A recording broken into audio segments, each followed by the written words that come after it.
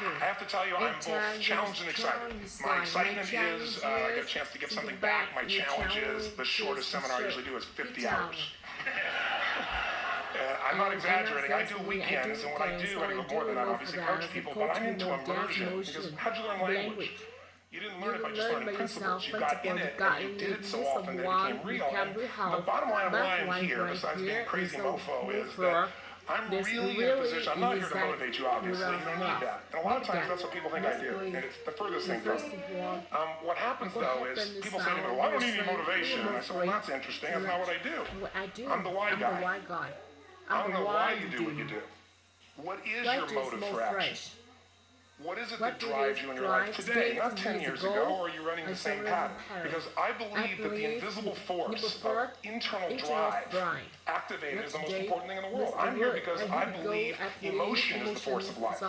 All of us here have great minds. You know, most of us here have great minds. Right? I don't know if I'm the guy, but we all know how to think. And with our minds, we can rationalize anything. We can make anything happen. We can, I agree with what was described a few days ago about this idea that people work in their self-interest. But we all know that that's bullshit at times. You don't work in your self-interest all the time. Because when emotion comes into it, the wiring changes in the way it functions. And so it's wonderful for us to think intellectually about how the life of the world is, and especially those who are very smart. We can play this game in our head, but I really want to know what's driving you. And what I'd like to maybe invite you to do by the end of this talk is explore where you are today for two reasons. One, so that you can contribute more. And two, so that hopefully we can not just understand other people more, but maybe appreciate them more and create the kinds of connections that can stop some of the challenges that we face in our society today. They're only going to get magnified by the very technology that's connecting us. Because it's making us intersect. And that intersection doesn't always create the view of everybody now understands everybody and everybody appreciates everybody. So I've had an obsession basically for 30 years. And that obsession has been what makes the difference in the quality of people's lives. What makes a difference in their performance, because that's what I got hired to do. I got to produce the result now. That's what I've done for 30 years. I get the phone call when the athlete is burning down on national television and they were ahead by 5 strokes and now they can't get back on the course. And I got to do something right now to get the result and nothing matters. I get the phone call when the child is going to commit suicide and I got to do something right now. And in 29 years, I'm very grateful to tell you I've never lost one in 29 years. It doesn't mean I won't someday, but I haven't done it. And the reason is an understanding these human needs that I want to talk to you about. So when I get those calls about performance, that's one thing, like how do you make a change? But also, I'm looking to see what is it that's shaping that person's ability to contribute, to do something beyond themselves. So maybe the real question is, you know, I look at life and say there's 2 master lessons. One is there's the science of achievement, which almost everyone in this room has mastered to an amazing extent. That's how do you take the invisible and make it visible, right? How do you take what you dream about and make it happen, whether it be your business, your contribution to society, money, whatever it is for you, your body, your family. But the other lesson of life is rarely mastered is the art of fulfillment. Because science is easy, right? We know the rules. You write the code, you follow those, and you get the result. Once you know the game, you just, you up the ante, don't you? But when it comes to fulfillment, that's an art. And the reason is it's about appreciation and it's about contribution. You can only feel so much by yourself.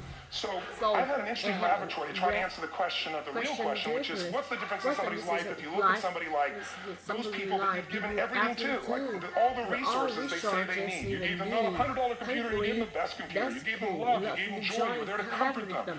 And those people very often, and you know some of them I'm sure, end up the rest of their life with all this love, education, money, and background, spending their life going in and out of rehab. And then you meet people that have been through ultimate pain, psychologically, sexually, spiritually, emotionally abused, and not always, but often they become some of the people that contribute the most to society. So the question we got to ask ourselves really is, what is it? What is it that shapes us? And we live in a therapy culture. Most of us don't do that, but the culture is therapy culture. What I mean by that is the mindset that we are our past. And everybody in this room, you wouldn't be in this room if you bought that theory, but most of society thinks biography is destiny. The past equals the future. And of course it does if you live it. But what people in this room know, and what we have to remind ourselves of, because you can know something intellectually, you can know what to do and then not use it, not apply it. So really what we got to remind ourselves is decision is the ultimate power. That's what it really is. Now when you ask people, you know, have you failed to achieve something? How many have ever failed to achieve something significant in your life? Say, I. Thanks for the interaction on a high level there. But if you ask people, why didn't you achieve something? Somebody who's working for you, or a partner, or even yourself. You failed to achieve a goal. What's the reason people say they failed to achieve? What do they tell you? Don't have the, didn't know enough, didn't have the knowledge, didn't have the money, didn't have the time, didn't have the technology. I didn't have the right manager. Didn't have the Supreme Court.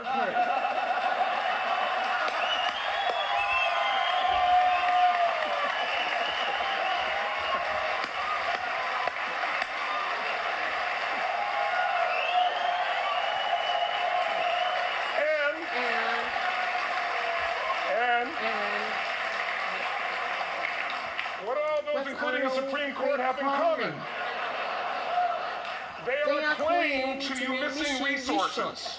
And they may be accurate. You may not have the money, you may not have the Supreme Court, but that is not the defining factor.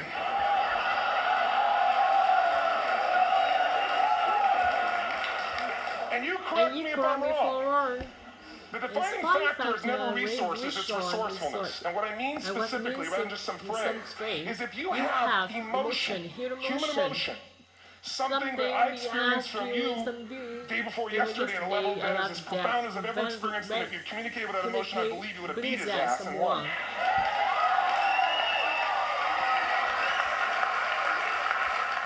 But how easy for me to tell him what he should do.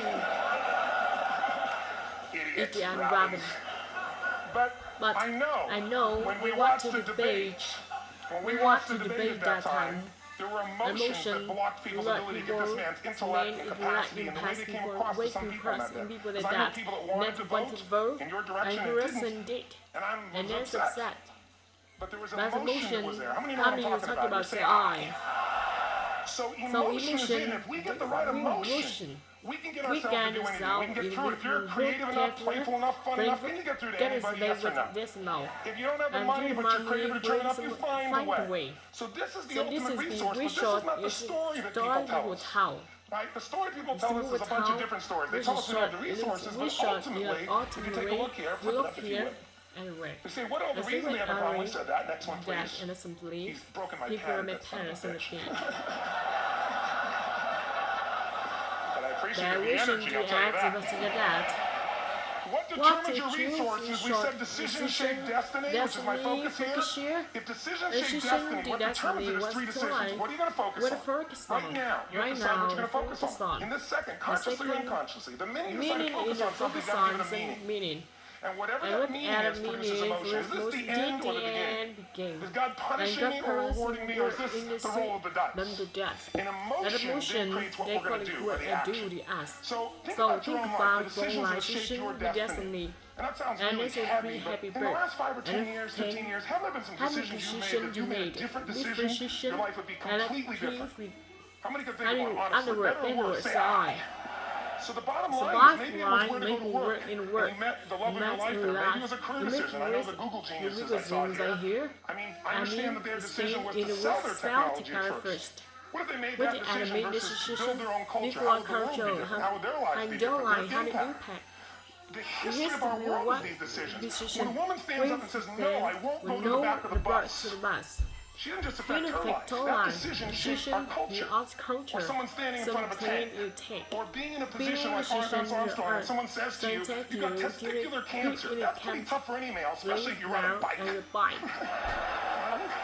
You got it in your brain, you got it in your lungs. But what was his decision of what to focus on? Different than most people. What did it mean? It wasn't the end, it was the beginning. What am I going to do? He goes off and wins 7 championships he never once won before the cancer because he got emotional fitness, psychological strength. That's the difference in human beings that I've seen of the 3 million I've been around. Because that's about my lab. I've had 3 million people from 80 different countries that I've had a chance to interact with over the last 29 years. And after a while, patterns become obvious. You see that South America and Africa may be connected in a certain way, right? Other people say, oh, that sounds ridiculous. It's simple.